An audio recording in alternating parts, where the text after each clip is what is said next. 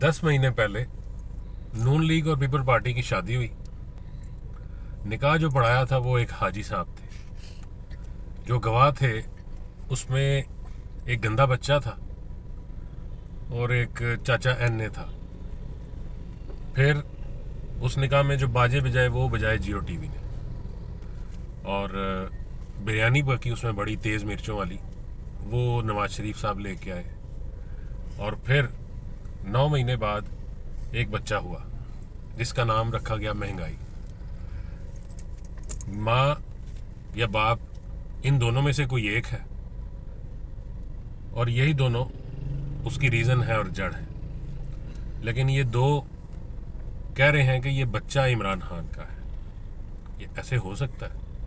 ये गिराज वाली कहानियाँ इमरान खान को चिपका रहे हैं, हालांकि इनको नहीं पता कि आज 2023 है।